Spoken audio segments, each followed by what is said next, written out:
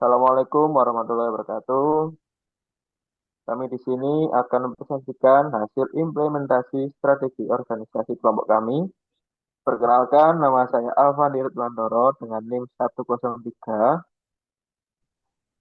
Saya Atta Lirik Salman Berjatullah dengan NIM 102.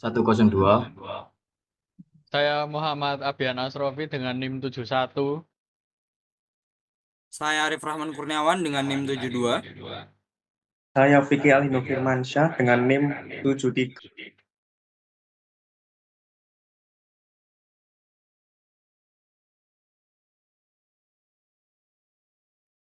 Pertama yaitu latar belakang. Di era globalisasi dan digital, organisasi menghadapi lingkungan yang cepat berubah dengan tantangan kompleks seperti persaingan ketat dan perubahan teknologi. Hal ini membutuhkan pendekatan strategis yang matang untuk tetap bertahan dan berkembang. Analisis lingkungan internal dan eksternal menjadi langkah penting dalam perencanaan strategis. SWOT yaitu kekuatan, kelemahan, peluang, dan ancaman. Dipilih sebagai alat analisis karena kemampuannya memberikan gambaran menyeluruh tentang posisi organisasi untuk menentukan strategi yang tepat. Untuk slide berikutnya yaitu identifikasi faktor. Nah, di identifikasi faktor ini terdapat dua faktor, yaitu faktor internal dan eksternal. Yang saya bahas ini adalah faktor internal. Yang pertama strength. Nah, di strength ini ada 5 faktor utama, yaitu pemasaran, sumber daya, manusia, operasional, teknologi, dan keuangan. Nah, tiap faktor utama ini terdapat 10 identifikasi faktor, dan tiap faktor utamanya itu ada 2 identifikasi faktor. Untuk faktor yang pertama adalah pemasaran. Dengan identifikasi faktor adalah kepekaan terhadap kebutuhan pasar. Kedua, dilakukan benchmarking untuk mengetahui kondisi pasar. Yang kedua adalah SDM. Untuk identifikasi faktornya adalah kesediaan SDM kalian SDM. Yang ketiga, operasional, yaitu pembagian tugas yang jelas, konsistensi dalam proses produksi. Yang D adalah teknologi, peralatan yang mudah dipahami, pemeliharaan peralatan rutin. Dan yang terakhir ada keuangan, kemampuan mengatur modal kerja, kemampuan mencatat pemasukan dan pengeluaran. Yang selanjutnya yaitu masih di faktor internal, yaitu weakness atau kelemahan. Sama, terdapat 5 faktor utama dengan masing-masing 10 identifikasi faktor. Yang pertama adalah pemasaran, kurangnya aktivitas promosi. Dua, strategi pemasaran yang rendah. Yang faktor kedua sama SDM, kualitas SDM terlatih atau terdidik yang rendah. Ketersediaan SDM terlatih, terdidik yang rendah juga. Yang ketiga, operasional, prosedur kerja yang tidak standar, pengolahan waktu yang kurang baik. Yang keempat, teknologi, peralatan yang sering rusak, minimnya pemanfaatan teknologi. Yang terakhir, keuangan, kesulitan mengatur keuangan. Yang kedua, tidak memiliki cadangan dana. Dan kita masuk ke slide yang berikutnya, yaitu kita masuk ke faktor eksternal atau faktor yang di luar risiko perusahaan, yaitu faktor peluang. Sama, terdapat 5 faktor utama dan 10 identifikasi faktor. Di sini yang membedakan yaitu faktor utamanya. Yang faktor pertama itu teknologi. Identifikasi faktornya manajemen sistem informasi yang semakin canggih. Kedua, teknologi baru yang dapat diadopsi. Yang kedua, pertumbuhan penduduk yang tinggi. Kedua, kebiasaan masyarakat yang berubah. Faktor C yaitu pendidikan. Identifikasi faktornya adalah pelatihan usaha dari pemerintah. Dua, dukungan lembaga pendidikan terhadap UMKM. Yang keempat, faktor infrastruktur. Satu, peningkatan fasilitas umum. Dua, jalur distribusi yang lebih mudah. Dan yang terakhir dari faktor eksternal peluang adalah faktor ekonomi. Yang pertama, peningkatan daya beli masyarakat. Yang kedua, biaya produksi menurun.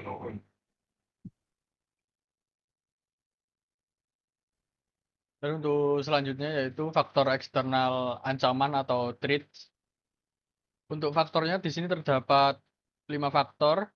Yang pertama ada faktor ekonomi. faktor politik, faktor persaingan, faktor lingkungan, dan faktor perubahan perilaku konsumen.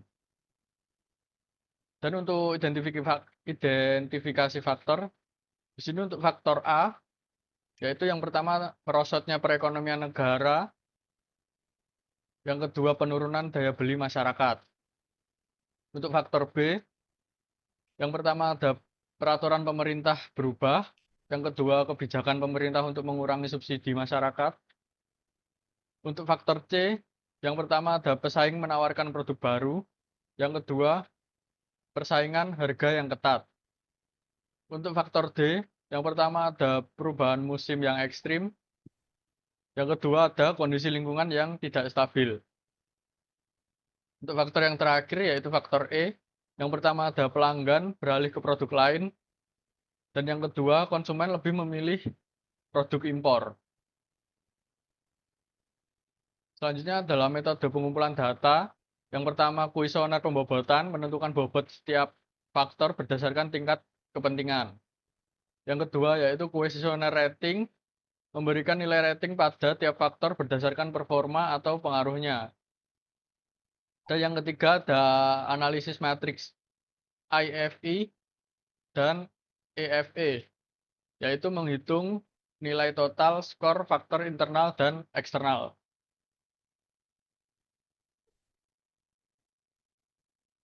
Pada slide ini, kami menampilkan hasil analisis pembuatan matriks IV, faktor internal, kekuatan, strength, dan kelemahan weakness. Bobot ini menunjukkan tingkat kepentingan masing-masing faktor dalam menentukan posisi strategis organisasi. Faktor dengan bobot tertinggi menunjukkan aspek yang paling kritis untuk diperhatikan. Kita dapat melihat bahwa faktor seperti keuangan dan operasional memiliki bobot yang signifikan. Berikutnya untuk faktor eksternal yaitu peluang, opportunity, dan ancaman threat. Kami juga telah melakukan pembuatan. Hasil ini membantu kita memahami faktor eksternal mana yang paling mempengaruhi organisasi baik sebagai peluang maupun ancaman. Kita bisa lihat pada faktor A pemasaran yang jumlahnya itu 264. Kita lihat. Dan untuk A2 pemasaran itu 271. Ya gitu aja. Terus selanjutnya kami melakukan rating terhadap faktor internal berdasarkan kinerja aktual organisasi. Rating ini mencerminkan seberapa baik atau buruk organisasi dalam mengelola kekuatan dan kelemahannya. Misalnya faktor SDM memiliki rating yang baik, sementara faktor pemasaran masih perlu ditingkatkan. Skor akhir diperoleh dari perkalian bobot dan rating yang akan digunakan untuk analisis lebih lanjut. Selanjutnya yang terakhir, untuk faktor eksternal, rating diberikan berdasarkan sejauh mana organisasi dapat merespon peluang dan ancaman. Hasil rating menunjukkan bahwa organisasi cukup responsif terhadap peluang teknologi, tetapi masih rentan terhadap ancaman ekonomi dan persaingan. Dengan menggabungkan bobot dan rating, kami dapat menilai posisi strategis organisasi secara kuantitatif. Baik, masuk ke hasil nilai bobot, rating, dan skor. Setelah kita menganalisis hasil pembobotan dan rating, sekarang masuk ke tahap skor, yaitu menghitung nilai bobot dikalikan dengan rating.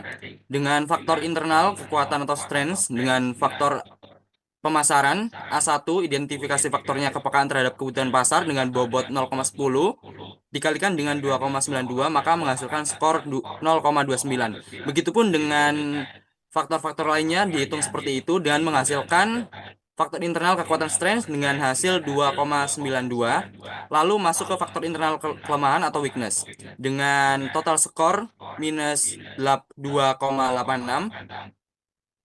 Faktor eksternal peluang atau opportunities dengan menghasilkan total skor 2,88 dan faktor eksternal ancaman atau threats menghasilkan total skor minus 2,90.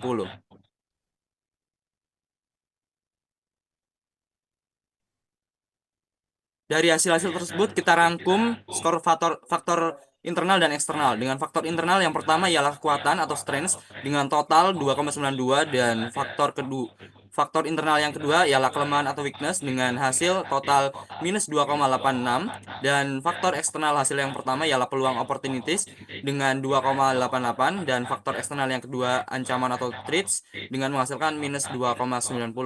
Lalu kita buat diagram analisis SWOT dengan menghasilkan gambar seperti berikut ini. Kita masukkan seluruh hasil total yang telah kita hasilkan, yaitu opportunities 2,88, strength 2,92, threats minus 2,90, dan weakness minus 2,86.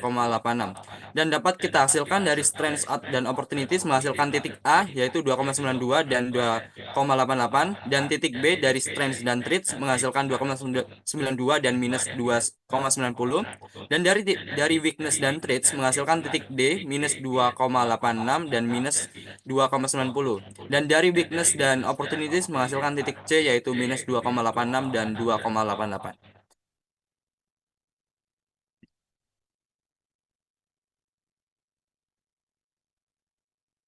Kesimpulannya yaitu berdasarkan analisis SWOT yang didukung oleh matriks IFE dan EFE, organisasi memiliki kekuatan pada aspek sumber daya manusia, operasional, dan pengelolaan internal yang dapat dimanfaatkan sebagai modal pengembangan.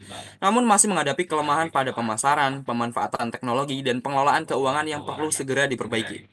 Dari sisi eksternal, terdapat peluang yang berasal dari perkembangan teknologi, dukungan pemerintah dan lembaga pendidikan, serta kondisi sosial ekonomi yang mendukung. Sementara ancaman muncul dari ketidakstabilan ekonomi, persaingan yang semakin ketat, perubahan kebijakan pemerintah, dan perubahan perilaku konsumen. Sehingga organisasi perlu merumuskan strategi yang mampu memaksimalkan kekuatan untuk memanfaatkan peluang serta meminimalkan kelemahan agar dapat menghadapi ancaman secara efektif dan terarah. Baik, sekian presentasi dari kelompok kami. Mohon maaf apabila ada salah kata. Wassalamualaikum warahmatullahi wabarakatuh.